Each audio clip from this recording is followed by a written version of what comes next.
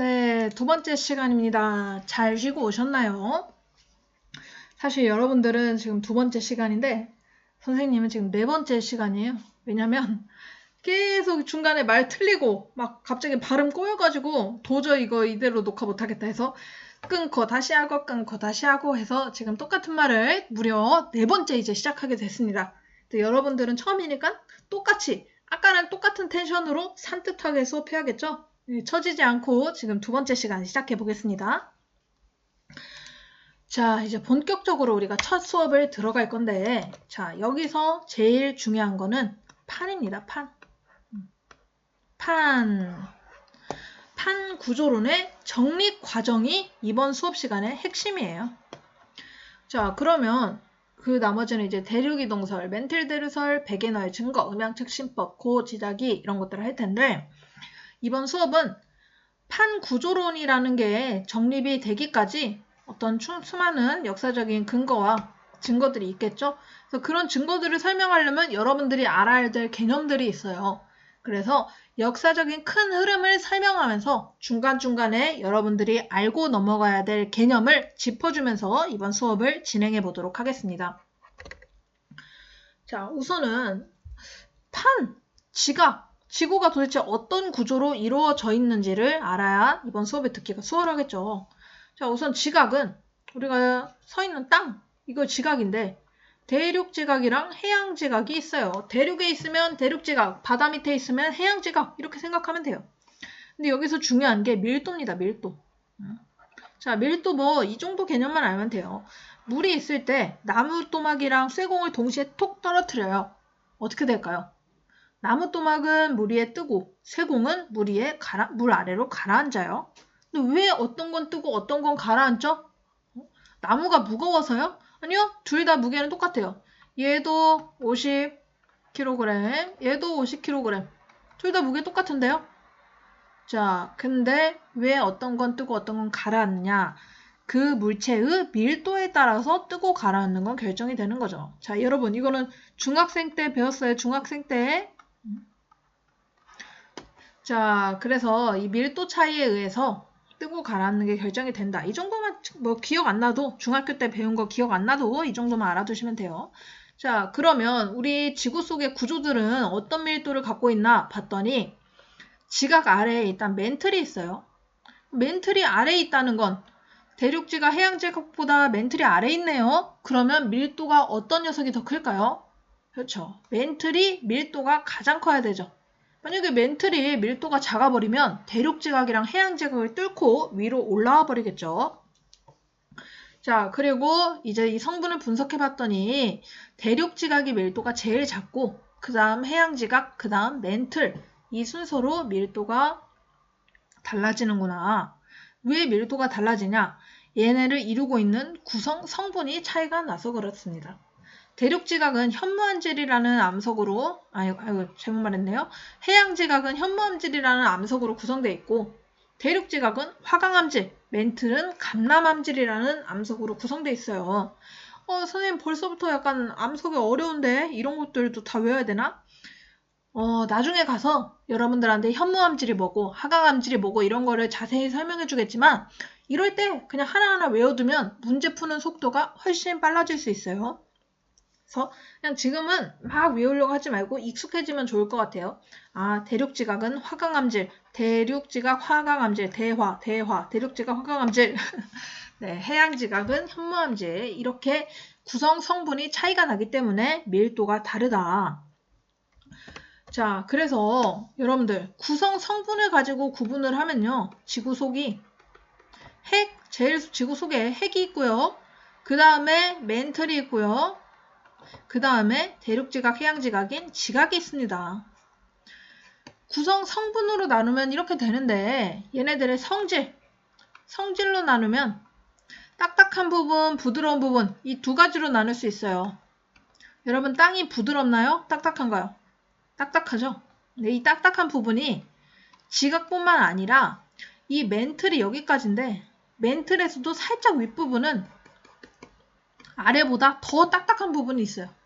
그래서 이렇게 딱딱한 부분을 가지고 판이라고 얘기합니다.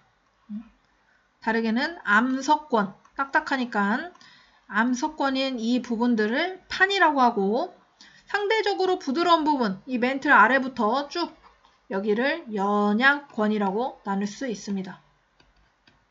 그래서 우리가 지금부터 계속 얘기할 이 판이라는 부분은요, 어디다? 멘틀의 상부와 부드러운 멘틀 상부와, 딱딱한 멘틀 상부와 딱딱한 대륙지각, 해양지각을 바로 판이라고 하는구나. 네, 이렇게 판에 대한 개념을 정리하고 넘어갑니다. 자, 그럼 본격적으로 시작을 해볼 텐데요.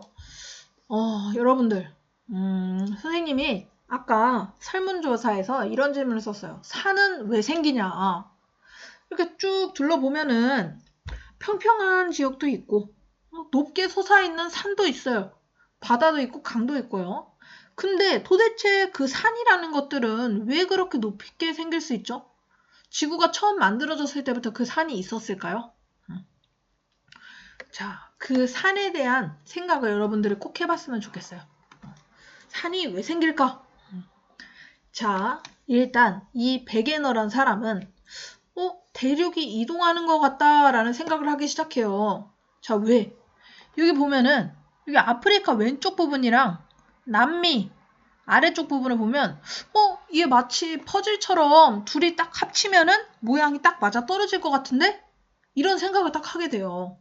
자, 근데 사실 모양이 비슷하다고 얘네들이 처음에 하나였을 거야 라고 생각하기는 굉장히 어렵죠. 왜냐면 여러분들 지금 한 10kg짜리 돌멩이만 봐도 얼마나 움직이기 어렵습니까? 근데 그 작은 돌도 아니고 저 커다란 대륙들이 처음에 하나였다가 움직였다? 네, 이건 설명하기가 굉장히 힘든 거죠. 그리고 사람들도 믿어줄 리가 없고요. 근데 일단 처음엔 해안선이 비슷하다. 꼭 하나였던 것 같네? 라는 생각을 하게 돼요. 그래서 이런 생각들을 바탕으로 이제 베게너란 사람이 대륙이 움직였다라는 이론을 펼치는데, 대륙이 움직였다고 말하는 그 증거를 여러분들이 잘 알아두셔야 돼요. 자, 여러분, 사람들이 기존에 어떤 생각을 갖고 있었는데 그 생각을 바꾸는 거는 정말 굉장히 힘든 일이에요. 역사적으로 봐도, 아니면 실제로 여러분들이 현장에서 봐도, 선생님은, 자, 학생은 선생님한테 존댓말을 써야 된다고 생각해. 아니면 어린 사람은 나이 많은 사람한테 존댓말을 써야 된다고 생각해.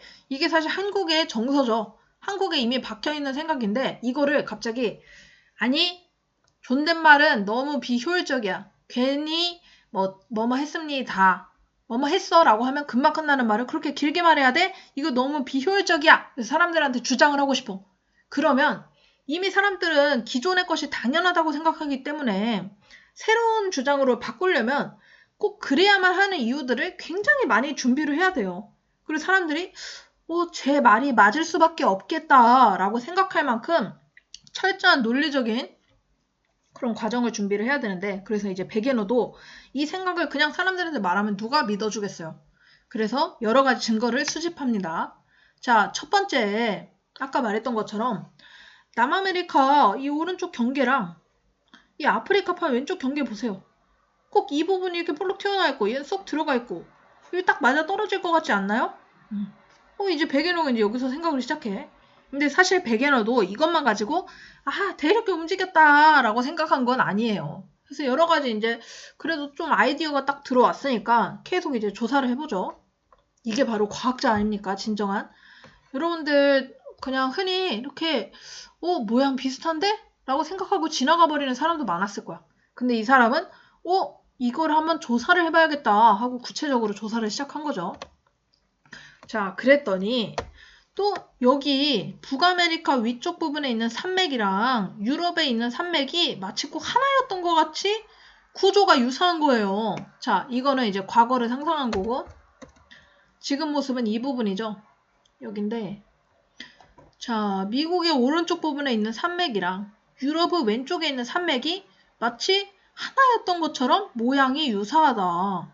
그래서 과거에 여기도 이렇게 맞아떨어지고 위에 산맥도 맞아떨어지고 그래서 이 산맥을 두 번째 증거로 제시를 합니다.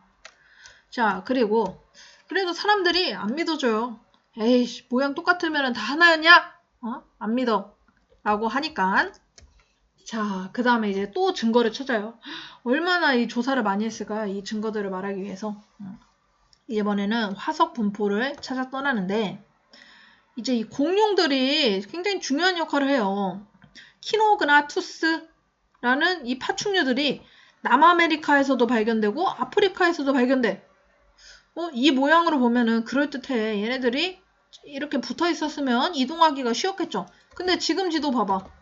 지금 지도 보면 이 멀리 떨어져 있는 이 거대한 바다를 두고 떨어져 있는 이 두 대륙간에 똑같은 생물이 살았다는 거죠. 어떻게 그럴 수가 있지? 응? 얘네뿐만이 아니에요. 여러분, 이 메소사우루스라는 이 파충류는 모의고사에도 여러 번 출제가 된 파충류예요. 자, 왜? 얘는 보니까 물속에서도 살았던 애야. 그러면 물속으로 헤엄쳐서 이동했겠네 라고 생각을 해요. 아프리카에서도 있고 남아메리카에서도 있고. 자, 근데 진짜 얘가 그럼 바다를 건너갔나? 라고 생각해서 얘의 이제 화석을 가지고 얘의 구조를 연구를 했더니 물속에서 살았던 건 맞지만 그렇게 커다란 바다를 헤엄쳐서 건너가는 그런 구조가 아니다 라는 걸 찾아내요. 그러니까 메소사우루스가 바다를 건너갔다는 거는 안 된다. 그럴 구조가 안 된다. 라고 이제 찾아낸 거죠. 자, 그리고 그래도 어쨌든 발 달렸으니까 갈 수도 있지 라고 생각을 하는데 또 다른 증거. 글로소프테리스. 얘도 굉장히 출제가 많이 됐던 생물이에요. 글로소프테리스를 보니까 얘는 발도 안 달렸는데 어떻게 남극, 오스트레일리아, 인도, 아프리카, 남아메리카 어떻게 이렇게 다 퍼질 수가 있느냐? 라고 이제 증거를 빠방빵 날리죠. 자, 여러분 이 두 가지 화석은 눈에 익숙하게 해놓으면 문제 풀 때 좀 반가울 거예요. 글로소프테리스랑 메소사우루스 이런 화석들을 증거로 대면서 얘네들이 바다를 헤엄쳐 갈 수가 없는데 여러 대륙에 퍼져 있다라는 증거를 제시한 거죠. 자, 그래도 안 믿어줍니다. 야! 그때는 땅과 땅이 이어져 있을 수도 있지. 대륙이 있고 사이에 육교 이런 다리가 있어가지고 공룡들이 이렇게 걸어다니고 식물들도 퍼져나가고 이랬던 거 아니냐라고 사람들은 여전히 안 믿어줘요. 그래서 하나 더 증거를 제시합니다. 이번에는 이 사람이 극지로 가요. 추운 곳으로 가가지고 거기를 막 분석을 해. 그린란드에 가가지고 빙하가 움직인 흔적도 이제 조사를 해보는 거지. 굉장히 다방면으로 조사를 많이 했죠. 자, 빙하가 어떻게 움직이냐.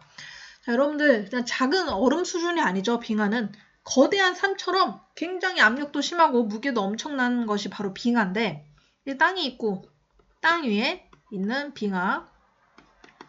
자, 이런 상황에서 빙하가 이제 처음에 점점 얼어갈 때 원래 땅 위에 있던 자갈, 돌멩이 이런 것들이 빙하와 땅 사이에 껴 있겠죠. 자, 근데 빙하가 이제 날씨 변화에 의해서 녹고, 근데 녹으니까 이쪽이랑 왼쪽이랑 오른쪽이랑 무게 차이가 있네. 그러면 중력에 의해서 이쪽으로 쏠리고 그런 과정에서 빙하가 조금씩 이동을 하게 됩니다. 자, 그 거대하고 무거운 빙하가 이동을 하니까 이 밑에 있던 깔려있던 자갈들이 어떻게 되겠어요? 빙하가 이동을 하니까 땅을 긁으면서 이동을 하게 되죠. 빙하랑 같이. 자, 이 흔적을 어떻게 볼 수 있느냐? 자, 바로 이 사진입니다. 여기 보면은 누가 마치 손톱으로 긁어놓은 것처럼 이렇게 막 줄무늬가 돼 있어요. 공룡들이 손톱으로 긁었을까요? 네, 이게 바로 빙하의 흔적인데 이 빙하가 긁은 흔적을 보니까 마치 이 방향이 처음부터 얘네가 하나였다가 흩어진 것 같은 방향을 기록하고 있다. 그래서 빙하의 흔적을 마지막 증거로 제시를 합니다. 그러니까 지금 이게 현재잖아. 이 흔적들을 쫙 조합해 봤더니 어떻게 해야 퍼즐이 딱 맞아 떨어지냐면 얘네들이 이렇게 하나였으면 모든 방향이 딱 맞아 떨어지는 거지. 근데 어디 부근에서 하나였냐? 남극 지점에서 얘네들이 하나였다는 거지. 그러니까 아프리카 지금 생각하면 얼마나 더운 나라입니까? 근데 이 아프리카 밑에도 빙하 흔적이 있어. 아프리카 옛날에 빙하가 있었나? 그러려면 아프리카가 어디 있어야 된다? 남극 주변에 있었어야 된다. 아프리카도 상상도 못했을 거야. 옛날에 자기가 이렇게 더워질지는. 그래서 얘네 흔적을 보니까 이렇게 흩어져 있다. 흩어진 거다. 자, 근데 여러분들 여기서 중요합니다. 이렇게 빙하들이 모여있던 시기가 언제냐? 바로 고생대 말로 추정된다. 고생대 말 중요해요. 자, 지구 역사를 보면은 46억 년 전부터 시작해서 성캄브리아대 거쳐서 고생대, 중생대, 신생대, 그리고 현진대. 고생대가 언제부터냐? 5.4억 년 전. 그 다음 고생대가 2.5억 년 전에 끝나요. 근데 이 고생대 말쯤에 이렇게 대륙들이 하나로 합쳐져 있을 것이다 라고 추측을 한 거죠. 자, 근데 과학자들이 끝까지 안 믿어줘요. 아니, 그래서 증거는 그럴듯한데 어떻게 대륙이 그렇게 많이 움직이냐고. 그 무거운 게. 그 어떻게를 설명을 해봐. 그러면 믿어줄게. 해가지고 이제 베게너가 또 그린란드 가요. 그래, 내가 원동력을 찾아야겠다 하면서 갔다가 그 그린란드 추운 극지방에서 조난을 당해서 돌아가시게 됩니다. 그래서 결국에 인정을 못 받고 돌아가시게 됐는데 이제 그 베게너가 그런 주장을 했을 때 과학자들이 다 이런 반응이었던 건 아니에요. 몇몇 과학자들은 좀 그럴듯하다? 그럴 수도 있겠는데? 라고 이제 생각한 과학자들도 있었어요. 그 중에 하나가 바로 홈즈라는 사람인데 자, 우선 여기까지 정리 한번 하고 가겠습니다. 베게너가 대륙이 이동했다 라고 대륙 이동설을 주장하면서 증거로 내세운 4가지를 꼭 알아두셔야 돼요. 1번 지질구조의 연속성. 지질구조라고 하면 여기서는 산맥이에요. 산맥. 북아메리카 산맥이랑 유럽 쪽 산맥이랑 마치 처음에 하나였던 것처럼 굉장히 산맥이 잘 이어진다. 이 첫 번째 증거. 두 번째, 남미 대륙이랑 아프리카 대륙이랑 모양이 꼭 맞아 떨어져요. 그래서 해안선 굴곡의 유사성 비슷해 모양이. 세 번째, 고생대 말 빙하 퇴적층. 빙하가 이동한 걸 봤더니 대륙들이 남극 주변에 다 합쳐져 있으면은 이 이동 방향이 딱 맞아 떨어지더라. 이렇게 빙하의 이동 흔적을 주장했고, 그 다음 네 번째, 화석 분포. 아까 글로소프테리아랑 메소사우루스, 얘네들은 그렇게 큰 바다 헤엄쳐갈 능력이 없는데 어떻게 이렇게 여러 가지 대륙에 퍼져 있지? 처음에는 그 대륙이 이어져 있었으니까 라고 이 4가지 증거를 제시한 거죠. 그래서 얘의 결론, 베게너의 결론은 초대륙, 얘네들이 다 합쳐져 있는 걸 판게아라고 하는데 이 판게아가 아까 선생님이 시기 굉장히 중요하다고 했죠? 왜냐면 이 시기에 관한 문제가 몇 번 나왔거든. 근데 이 시기만 딱 외워놓으면 문제 보면 바로 딱딱 풀어지는 문제가 나와서 이 시기를 알아두면 좋아요. 판게아가 고생대 말에서 중생대 초에 존재했어. 그리고 그 판들이 이동해서 지금과 같은 분포가 된 거야 라는 주장을 펼친 거죠. 자, 여기까지를 여러분들이 좀 노트 정리를 해놓으면 좋을 것 같아요. 근데 사람들이 왜 안 믿어? 뭐 때문에? 대륙이 어떻게 이동했는데 그 원동력을 설명하지 못해 인정받지 못하고 돌아가셨죠. 자, 근데 믿어주는 사람도 있다고 했죠? 그 믿었던 사람 중에 하나가 바로 홈스입니다. 홈스. 구해줘 홈스. 베게너를 구해줘 홈스. 자, 그만. 자, 홈스가 말한 게 그 원동력에 대해서 이제 고민을 한 거죠. 베게너가 설명 못한 원동력, 대륙이 어떻게 움직였냐. 대륙 이동의 원동력은 바로 멘틀 대류설이다. 멘틀이 대류한 거다. 라고 얘기를 한 거예요. 자, 그냥 간단하게 설명을 해볼게요. 물이 있어요. 물이 든 수조가 있고 여기에 나무토막들이 떠 있어요. 자, 그러면 이 아래가 뜨거워. 그러면 뜨거운 것들은 위로 올라가죠? 위로 올라가면 어떻게 돼요? 옆으로 퍼지죠. 그리고 다시 식어서 가라앉고 이게 반복이 되는 거죠. 자, 그러면 뜨거운 물이 올라오는 지점에서 양쪽으로 퍼지니까 두 나무토막이 어떻게 될까요? 네, 좌우로 갈라지겠죠. 그게 바로 대륙이 이동한 원동력이다 라고 설명을 한 거죠. 멘틀 대류가 상승하는 부분에서 멘틀 대류의 상승에서는 대륙이 분리되고 상승할 땐 분리되고 또 여기 나무토막이 하나 더 있어. 멘틀 대류가 이제 하강해. 그럼 이 나무토막이랑 이 나무토막 어떻게 될까요? 서로 움직이다가 꽝 하고 부딪히겠죠. 그래서 이런 하강하는 부분에서는 얘네들이 이제 부딪히면서 어떻게 될까요? 힘이 굉장히 세고 무게도 엄청나니까 얘네들이 이렇게 산맥을 형성한다. 그래서 상승 부근에서는 분리, 하강에서는 산맥과 해구가 생성된다. 해구는 잠시 후에 더 자세하게 설명해 줄게요. 그래서 이렇게 주장을 한 건데 멘틀이 뭐 아래에 버너가 있는 것도 아니고 인덕션이 있는 것도 아닌데 어떻게 멘틀이 대류하냐? 자, 그 이유는 지구의 구조를 봤을 때 가운데 엄청 뜨거운 핵이 있어요. 이 핵이 왜 뜨거워? 지구가 처음에 만들어졌을 때는 완전 불덩이였단 말이야. 겉에서부터 식겠죠? 그래서 이 속에 있는 핵은 아직도 식지 않은 굉장히 높은 열을 간직하고 있습니다. 그래서 지구는 땅속 깊이 들어갈수록 뜨거운 거고요. 플러스 방사성 동위원소. 똑같은 원소지만 열을 방출하면서 구조를 붕괴해가는 원소들이 있어요.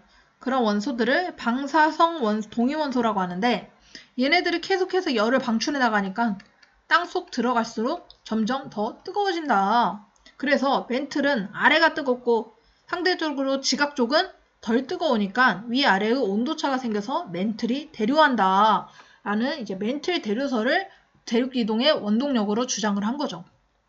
오, 그 원동력도 설명됐고 사람들이 믿었을까요? 아니 그거 멘틀 대류설 네 상상 아니니? 우리가 그거 어떻게 하는데? 멘틀이 대류한 거를 어떻게 우리가 눈으로 확인할 수 있어? 라고 하면서 안 믿어줘요. 근데 여러분들 이거 안 믿어주는 사람이 막 짜증나는 게 아니에요. 이런 철저한 의심이 있어야만 그 이론이 확실해질 수가 있는 거거든. 그냥 막 누구나 그냥 내가 의견 낼게. 아하, 네 말 그럴듯해. 오케이, 네 말 인정. 이래버리면 굉장히 잘못된 정보들도 사람들한테 퍼져버릴 수 있기 때문에 과학자들은 이렇게 비판적으로 계속 의심을 하고 안 믿고 증거를 제시해라 라는 이런 비판적인 시선이 필요한 거예요. 그래서 그런 현상, 너가 방금 해구, 산맥, 대륙 분리 이런 거 얘기했는데 이런 거 눈으로 어떻게 알아 우리가? 라고 하면서 볼 수 없으니 믿을 수 없다 라고 주장을 한 거예요. 아, 그래. 보여주지가 못하는구나. 왜냐면 그 당시만 해도 이 멘틀이 대류한 거를 증거들을 찾을 수가 없었어. 해령. 대륙들끼리 멀어지는 해령, 대륙들끼리 충돌해서 만들어지는 산맥 이런 거 찾아낼 기술이 없었단 말이야. 근데 이제 그때쯤에 타이타닉 여러분들 알죠? 이 노래 아닌가? 막 배 위에서 뭐해? 이렇게 막 하면서 팔 벌려가지고 이렇게 이런 영화 뭔지 알지? 이런 타이타닉인데 이렇게 엄청나게 각국의 유명한 정계 인사들, 부자들 막 몇억 지금 현재 가치로 따지면은 진짜 몇 천만 원짜리 여행을 이제 간 거야. 크루즈선에 타고 대형 크루즈. 그 영화 보면은 진짜 유명한 귀족 자제들부터 진짜 돈 많은 부자들 그리고 그 크루즈선을 관리하는 하층 노동자들까지 굉장히 많은 사람들이 타고 있었어. 근데 이렇게 해서 사랑에 빠졌는데 이 배 안에서 근데 이 바닷속 밑에 엄청나게 큰 빙산이 있었는데 여기에 꽝 부딪혀버렸네? 그래서 꽝 부딪히면서 그 수많은 사람들이 이 빙산이랑 부딪히면서 굉장히 많이 죽어갑니다. 바다 위에서. 그래서 지금이야 뭐 영화로 보면은 사랑 이야기 슬퍼 이러지만 그 당시에 지금 우리 이런 일이 일어난다고 생각해보세요. 몇천 명이 엄청나게 비싼 초호화 크루즈선을 타고 여행을 갔는데 그 사람들이 그 추운 바다에서 다 죽었어. 얼마나 충격이 있어 사회적으로. 그래서 이제 부랴부랴 빙산을 탐지하는 기술이 개발이 돼요. 이 기술이 개발이 됐는데 딱 그때쯤에 이제 세계대전이 터져. 1차 세계대전, 2차 세계대전이 터져. 그러면 이제 바닷속에서 이제 대륙과 대륙 간의 전쟁이니까 뭐가 있어? 잠수함이 막 돌아다닌단 말이야. 이 잠수함을 탐지할 때 이 기술을 써서 잠수함을 찾아내면 어떨까라고 해서 전쟁에서 쓰이기 시작해요. 그러면서 이제 바닷속을 탐지하는 해저 탐사까지도 시작이 된 거죠. 자, 해저를 어떻게 탐사하냐? 자, 여러분들 거속시 알죠? 자, 바다 위에 떠있는 배예요. 그 바다 밑에는 물이 가득하지만 언젠가는 땅이 있겠죠. 자, 그러면 여러분들 초음파를 배에서 발사를 해요. 초음파 발사 삐 띵 하면 초음파가 바닥에 부딪혀서 다시 띵 돌아와요. 배까지. 자, 그러면 이 초음파가 공기 중에서 진행하는 속도랑 물속에서 진행하는 속도 당연히 차이 나죠. 근데 이제 물속에서 초음파의 속도가 얼마인지를 봤더니 1500m/s 1초에 1500m를 가는 속도를 가지고 있어요. 초음파가. 근데 발사했다가 돌아오는데 걸리는 시간이 뭐 10초였다. 자, 이러면 거속시 이용해서 속력 알고 시간 아니까 거리 구할 수 있죠. 이걸 가지고 바다 밑에 깊이를 탐지하는 거예요. 자, 한번 예를 들어 볼게요. 자, A 지점, B 지점. 그리고 물속에서 음파의 속도는 1500m/s. 자, 그러면 계산해 봅시다. 자, 여러분 잠깐 멈추고 A 지점이랑 B 지점 깊이 한번 계산해 보세요. 선생님은 커피 한 모금. 자, 계산해 봤나요? 자, 거리는 속력 곱하기 시간이랬어.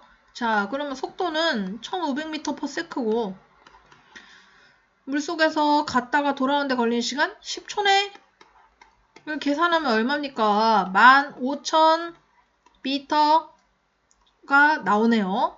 아, 그러면 A 지점의 깊이 15,000m다 라고 하면은 어떨까요? 그렇게 수능 문제 딱 풀면은 어떻게 돼?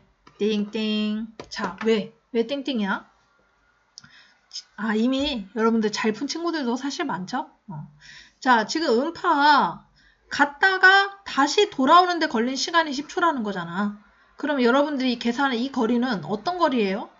왕복 거리가 바로 15,000m가 된 거죠. 15,000m. 그러면 얘의 깊이는 몇이 되는 거야? 깊이는 이 거리의 2분의 1인 7,500m가 바로 A 지점의 깊이가 되는 거죠. 오케이? A 지점은 7,500m. 자, 그럼 B 지점도 해볼까요? B 지점은 1,500 곱하기 m/s 곱하기 걸린 시간 6초 하면 계산하면 얼마 나옵니까? 9,000m 나오네요. 9,000m. 자, 9,000m가 정답? 아니지. B의 깊이는 얘의 반절인 4,500m가 정답이 되는 거지. 그래서 이걸 가지고 바닷속의 깊이를 쫙 다 스캔을 한 거죠. 자, 그래서 이거를 공식으로 만들어 볼게요. 바닷속 깊이는 2분의 1을 해줘야 돼. 왜? 왕복 시간이니까. 그래서 T는 왕복 시간. 음파가 왕복하는 시간. 그리고 V는 뭐야? 음파의 물속에서의 속도. 그러면 바닷속 깊이를 계산할 수 있게 되는 거죠. 이게 바로 무슨 법? 음향측시법입니다. 자, 여러분들, 선생님이 이거 이렇게 자세하게 설명하는 이유가 실제로 수능이나 모의고사에서 이 깊이를 계산하는 문제가 나왔어요. 단순히 막 깊이 구하세요 이런 문제가 아니겠죠. 당연히 모의고사 수능은. 자, 뭐 A 지점의 깊이는 400m 이상이었다. 이런 식으로 보기에서 이 음양측신법을 계산해야만 풀 수 있는 문제가 출제가 됐습니다. 그래서 이 식을 좀 자세하게 계산할 수 있어야 돼요, 여러분들이.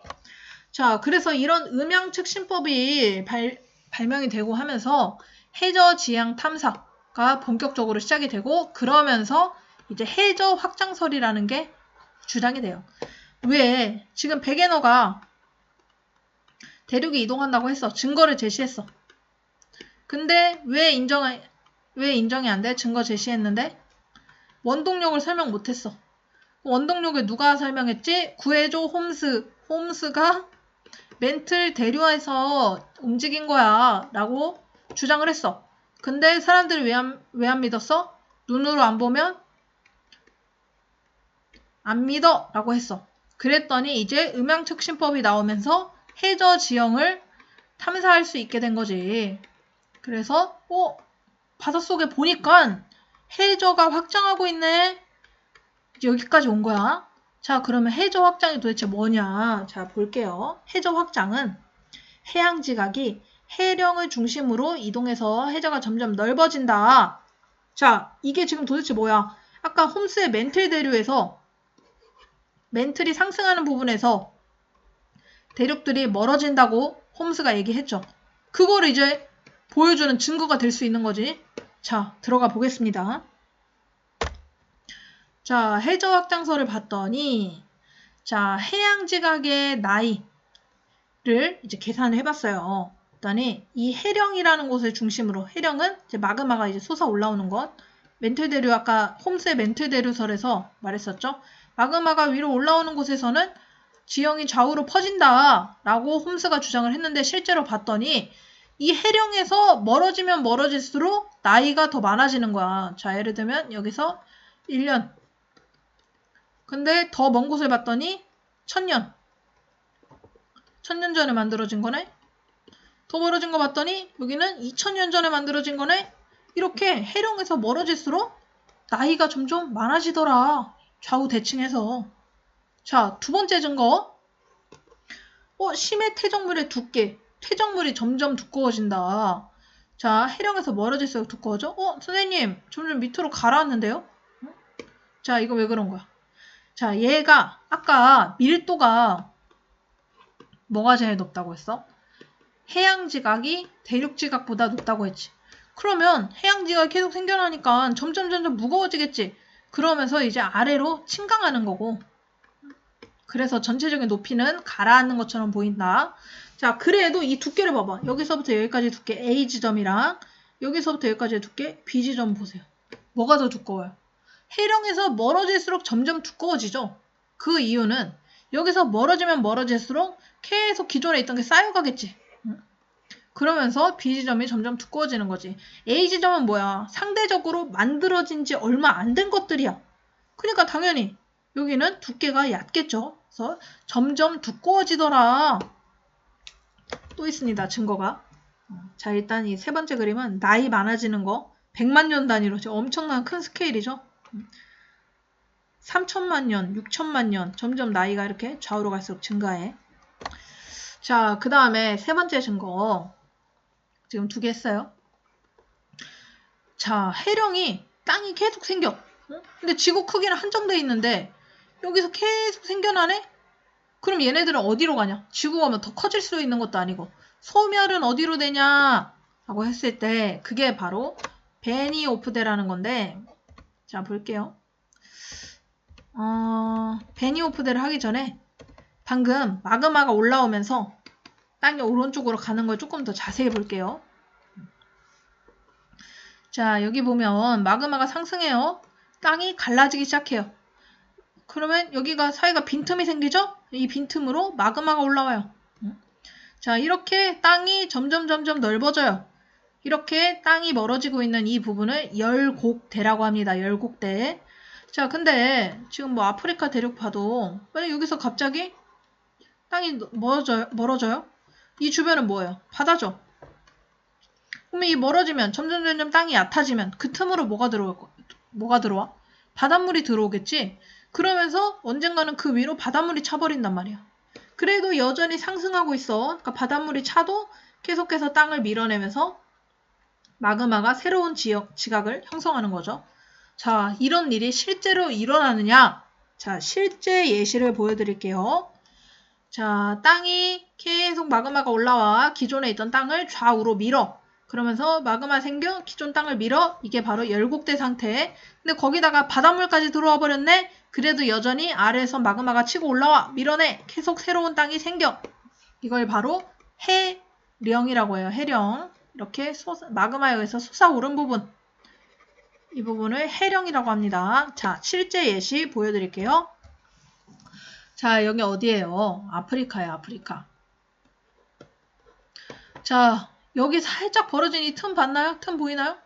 여러분들, 이게 바로 지금 땅과 땅이 멀어져서 서서히 바닷물이 지금 들어오고 있는 그 부분이에요.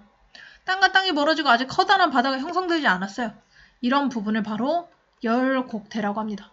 지금 찢어지고 있어요. 땅이 마치 종이 조각처럼 계속해서 아주 조금씩 찢어지고 있고 실제로 이 바다는 계속해서 점점 커지고 있습니다. 그게 바로 열곡대. 자, 그게 지금 이 세계지도로 보면 어디야? 여기가 대한민국이네. 아프리카 어디 있어요? 여기 있네요. 아프리카판이 지금 여기 있는 아라비아판이랑 종이조각처럼 서로 멀어지면서 찢어지고 있다. 여기가 바로 열곡대다. 선생님, 그러면 이게 더 많이 찢어질 수도 있나요? 바다가 진짜 커지면 얼마나 커질까요? 그 부분이 바로 여러분들 여기입니다. 아까 백예너 얘기할 때 생각해보세요. 남아메리카판이랑 아프리카판이랑 원래 붙어있을 것이다 라고 했죠. 모양이 이렇게 딱 맞아떨어지잖아. 그러니까 얘네가 원래는 붙어있었다는 거야. 근데 여기서 이렇게 발산하면서 지금 이렇게 커다란 바다를 사이에 두게 된 거지. 그래서 이렇게 바다가 커지면 얘네를 열곡대가 아니라 뭐라고 하죠? 열곡대에서 이제 뭐가 되는 거야? 해령이 되는 거야. 해령은 해령인데 어디에 있어? 대서양의 중간에 있네? 해서 대서양 중앙 해령이라고 부릅니다. 이 부분을. 자, 여기뿐만이 아니에요. 지금 우리나라 옆에 바다 태평양 있죠? 태평양에서도 또 갈라지는 부분 찾아봐. 이 부분 봐봐. 여기서도 서로 발산하고 있네. 바다 밑에서.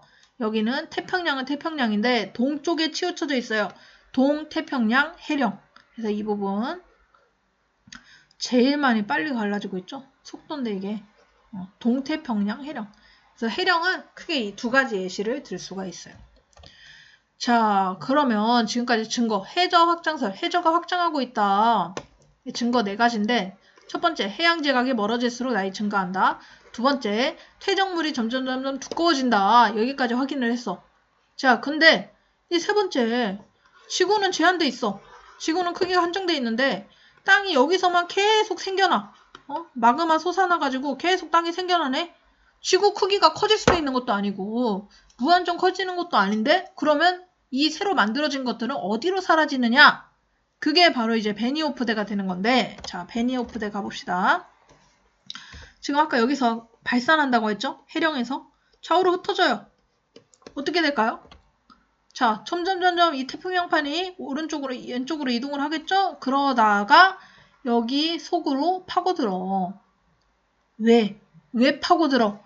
자, 여기는 대륙이네. 대륙지각이네. 여기는 바다네. 해양지각이네. 둘이 부딪혔어. 얘가 계속 밀어내니까 둘이 꽝 부딪힌단 말이야. 아까 선생님이 첫 시간에 밀도 얘기를 했어요. 밀도 제일 큰 거는 누구? 멘틀. 그 다음 큰 거 누구? 해양지각. 그 다음 큰 거 대륙지각. 해양이랑 대륙이 꽝 부딪혔네. 누가 아래로 가라앉을까? 더 무거운 해양지각이 아래로 가라앉겠지. 자, 그래서 여기 보면은 여기 아까 대한민국 있고 여기 일본 있고 이랬어요. 자, 그리고 여기가 태평양판이 점점 들어와서 어떻게 되냐? 대륙지각 밑으로 쏙 들어가게 된다. 그 들어가는 거를 섭입이라고 해요. 섭입. 섭입하게 된다. 왜? 해양지각이 밀도가 더 크니까. 자, 그래서 이 그림 보세요. 이 그림이 모의고사나 수능에서 굉장히 자주 출제되는 그림인데 자, 탐사 지점을 딱 보면은 수심의 깊이를 보는 거야. 자, A지형이랑 B지형이 있네. A지형은 쭉쭉쭉쭉 높아지다가 갑자기 바닥으로 푹 꺼져. 엄청나게 큰 구덩이가 있어. 여기가 어디냐? 바로 쭉쭉쭉 높아지다가 대륙의 해양이랑 부딪히면서 섭입하면서 여기 색깔칠한 부분 있죠. 여기가 이 그림상에서는 굉장히 얕아 보이지만 실제로는 수심 7,000m 이상의 엄청난 구덩이가 생기는데 그게 바로 해구입니다. 해구. 해양 구덩이라고 생각하면 돼요. 해양 구덩이. 해구. 엄청나게 깊은 구덩이인 해구가 생겨. 자, 근데 B는 뭘까? 중간으로 갈수록 점점 솟아오르네? 다시 꺼지네? 여긴 뭘까? 얘는 해령이 되겠지. 마그마 계속 솟아 올라오는 좌우로 퍼지는. 그래서 이렇게 그래프를 보고 A는 해구 그래프, B는 해령 그래프 이렇게 이제 분석을 하면 여러분들 모의고사 잘 풀 수 있어요. 자, 그래서 이렇게 점점 밑으로 섭입하면서 이렇게 지진도 발생하겠고요. 얘네를 마찰에 의해서. 근데 단순히 마찰만 있다고 마그마, 땅이 녹는 게 아니에요. 마찰 플러스 엄청나게 높은 열이 필요해. 근데 지구 중심으로 가면 갈수록 뜨거워진다고 했죠? 그래서 이 땅이 충분히 깊은 곳까지 섭입하게 되면 그때부터 이제 그곳에 열과 합쳐져서 마그마가 만들어지는데 이 마그마들이 이제 밀도가 가벼우니까 뜨거우니까 띵 상승하게 돼. 그러면서 여기에 바다 위로 지각들이 이렇게 솟아오르게 되죠. 이 마그마들이 솟아올라서.